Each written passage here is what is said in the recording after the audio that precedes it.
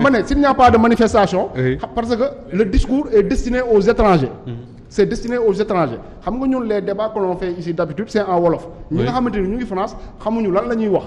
donc mënuñoo comprendre ne sénégalais am na ñu leen metti quotidiennement. tant que manifestation amul. léegi su manifestation amul. mais ñi nekkul Sénégal ñëpp. mais dañuy jàpp ne tout est tranquille tout marche dans ce pays. donc Mame Birame bu ma la comprendre li nga bëgg a wax mooy ñun mën nañoo ne ci réew mi. di naqarlu ci rajo yeeg di wax sa xalaat ak di wax lu ñu neex en wolof bien sûr wala en langue nationale en général ça dérange pas le président parce que de l'extérieur ñoom xamuñu lan moo fa. mais soo gisee sax Ousmane Sonko temps yi mu commencé di wax français mais c'est parce que xam na ne Macky Sall à un moment donné. tubaab bi lay jéem a ruube ak sénégalais yi di leen woon ne. ici tout marche c'est le contrôle du pays. d'accord et il a dit à Issa Tine ak Bara Gaye. waaw ci manifestation yi nga xam ne moom lañ doon àddu ni ki sàng ndax Bara sax xam naa ne xëy na bon sàkk bi nga doon wax ci discours ki nga xam ne moo di Ousmane Sonko dinañ ci duggaat ak li nga xam ne moom lañ ci jot a yëkkati ci ay kaddu mais dafa am ñoo xam ne dañ leen a jàpp moom Ousmane Sonko mu wax ne faaw ñu bàyyi leen ultimatum lay lancer état bu Sénégal wala bu ñu leen bàyyiwul mën nañoo dañuy dem jëli ji leen ci fa nga xam ne fa la ñu nekk te bu boobaa kenn du ko ñaan yàlla tey lan ngay wax ci ñooñ li nga xam ne ñoom la ñu jot a teg yoxo te ñenn ñi itam nekk ay député ku ci mel ni Déthié Fall ak Mame Diarra Fam. Super. Merci Issa. Super. Tafa Mame Birame quand tu l'écoutes bu fekkee ne am na une carte d'opposant le plus virulent je pense que Mame Birame ñu jox ko il est loin d'être un chroniqueur des jugements de valeur gratuits comme ça li nga wax ne sànq président daf ne Khalifa Sall kii mën naa leen amnistie président mosu ko wax amnistie ce n'est même pas du ressort du président de la République. bon waxuma loolu de yow yaa may wax loolu de yow yaa may wax loolu la neex de man kay j'ai pas dit ça. lii la arrangé nga bëgg ma wax waxuma loolu de. wax dama lay déglu religieuse. waaw mais dama wax loo xam ne moom. Mame Birame déglu ko après soo bëggee nga préciser bàyyi ko mu wax ba pare. allez-y. yow yaa fi tudd Khalifa Sall. Karim Wade waaw lu président wax lu président Macky Sall wax. dégg nga. lan la président wax. amnistie bokkul sax pouvoiru président. l'amnistie c'est l'Assemblée nationale. Quand tu es un chroniqueur aussi il faut mesurer les mots. mais demal nga xool lu président wax président exactement loolu la wax. oui. dégg nga man si boo wax dama lay déglu même si je vous écoute difficilement dama lay déglu. waaw parce que man s'il vous plaît Cheikh Diop si c'est possible seetal ñu propos Abdoulaye Macky Sall yi muy waxee ci Khalifa Sall ak Karim Wade. non li mu waxoon mooy. justice def na li mu war a def. heure bu débat bi eggee à l'Assemblée nationale.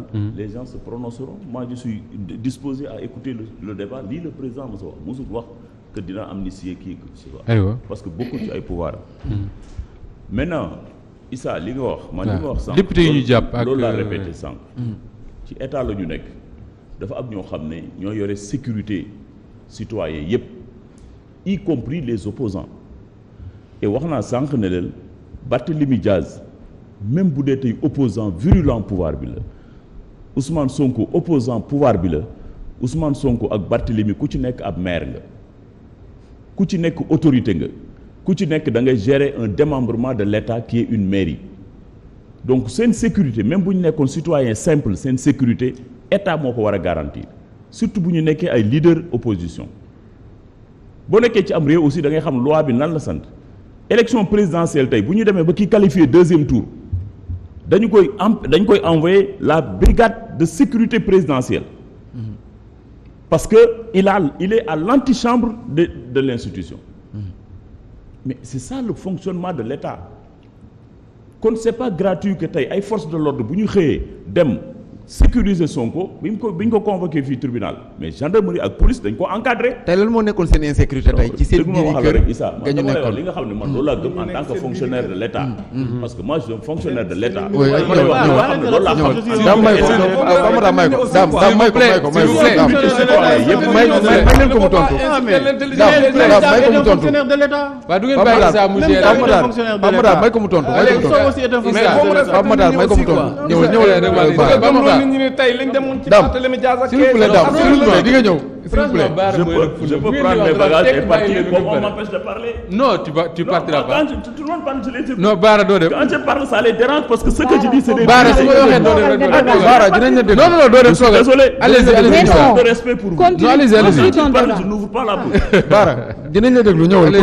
j'ai dit. Bara yow doo waa APR yooyu sécurité état dafa war citoyen bu nekk foo nekk sur le territoire national votre sécurité est garantie par l'État rawatina nag ñi nga xam ne dañoo nekk ay opposants mais également dañu dem ci ay élections ay citoyens falleel moi j'ai du respect pour Ousmane Sonko élection présidentielle il est dépositaire de 15% des suffrages sénégalais mais kooku c'est pas n'importe qui ñu dem élection mu gagner une ville comme Ziguinchor nous lui devons du respect l'État doit garantir sa sécurité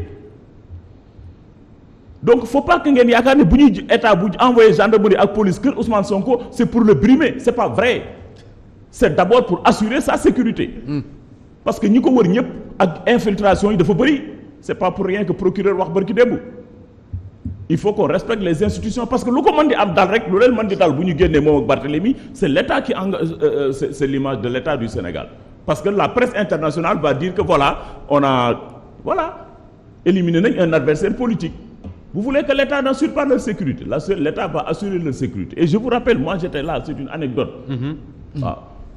le policier là qui dirigeait les opérations en 2011 nu mu tuddati devant l'Assemblée nationale Arona Sy commissariat central je parle sur les micros et peut-être il m'écoute ou bien des membres de sa famille il a été commissaire de police à Mbacké bi ñu ñëwee devant l'Assemblée man j'étais là-bas Ousmane Tanor Dieng yàlla ko yàlla yërëm Moustapha Niasse Dansokho ñëpp devant l'Assemblée daf na leen je vous supplie ngeen dimbale ma ngeen jóg fi ma dugal leen ci oto bi parce que votre sécurité ici c'est moi qui l'assure oui moi j'étais là devant c'est Arona Sy avec ces hommes qui ont encerclé Moustapha Niasse ba dugal leen ci oto ak Ousmane Dansokho jëlee leen devant la place de l'Assemblée nationale et bu ñu fa jógaloon tout pouvait arriver moi j'étais là devant eux c'est pour vous dire que donc la police sénégalaise n'a pas commencé avec Macky Sall c'est une police et des forces de l'ordre police ak gendarmerie nous leur devons du respect il faut que nit ñi xam loolu xanaa loolu tey et puis ñi fa nekk ay sénégalais lañ comme ñun dañu am ay soxna am ay doom il faut respecter les forces de l'ordre la nuit bu guddi jotee bu ngeen tëddee di nelaw c'est parce que y a la police et les forces de l'ordre qui veillent sur votre sécurité donc il faut respecter ñooñu xam lan la ñuy liggéey maintenant bu ngeen ñëwee sur le terrain politique comme Mame Birame l'a dit comme mon frère Dame au début nee na Macky Sall musul xeex nangam ak nangam loolu moo tax xamul xeex ay nomination rek la am mais ça aussi Dame moi je peux te trouver sur ce terrain Macky Sall quand même gannaaw indépendance le juddu il a été au Parti démocratique sénégalais il a mené un combat. Quel combat? ñu dàq ko mu jóg delloo tous les mandats électifs du PDS. jàkkaarloo gars yi. 2011 ñu gañ leen jël réew mi. mais de Macky Sall xeexul dafa nelaw Mermoz rek ba ñëw jox ko président de la République. je regrette Mbaye. tu peux être opposé à Macky Sall il faut reconnaître que Macky Sall a mené le combat politique quand il le fallait pour battre un géant politique comme le Parti démocratique sénégalais et le PDS. pour qui nous avons du respect. nous sommes prêts aussi sur ce terrain-là. D'accord. Oui. Et ensuite en 2011 troisième candidature bi ngeen di wax moi j'ai pas peur de ce débat-là parce que 2011 bi conseil constitutionnel décidé Macky Sall a été le premier candidat à dire que damay dem battre campagne et il a mené campagne malgré que nombre de cadres de l'APR n'étaient pas d'accord sur la décision du conseil constitutionnel mais on s'est conformé à cette décision nous sommes partis on va déloger Wade battre campagne et nous avons battu il a dit qu'on va aller au palais déloger Ablaye Wade loolu Bara c'est bon. tey nag non je termine par ça Tafa c'est pas parce que loolu xoolal mi ngi circulé téléphone yi Macky Sall déclaration Macky Sall bi fan yii yëpp mi ngi circulé Dame on va aller au palais déloger Ablaye Wade d'accord avec Dama toujours parce que il t'a coupé et tu es en train de me couper il faut être démocrate s'il vous plaît. tu as attaqué tout à l'heure la seule femme du plateau parce qu'il vous a coupé. Bara Gaye bàyyi la seule femme du plateau ça c'est du sexisme ça c'est du sexisme Abdoulaye moom ñun ñoo yem bàyyi loolu loolu c'est stigmatiser la femme. mais vraiment loolu c'est une forme de stigmatisation de la femme. moom ak ñun ñoo yem.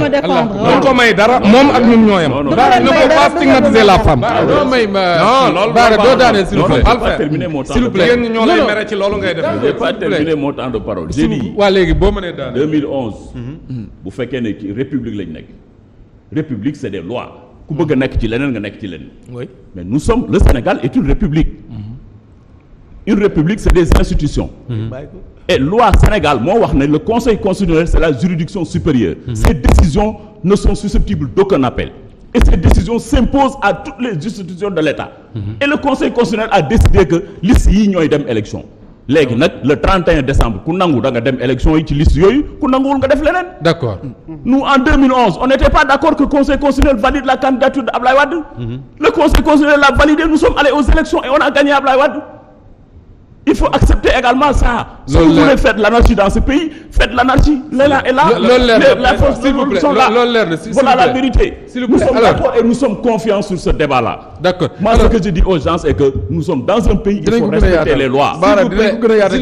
S'il vous plaît, Bara. J'en profite d'ailleurs bala ñuy sori pour remercier Fari Industrie ak Cofisen parce que ñoom ñooy gunge Ramatoulaye ci débat bi la. Alors Mame Birame ak Bara wax na ci lu bëree bëri à propos de ce que Macky Sall avait dit sur l'amnistie.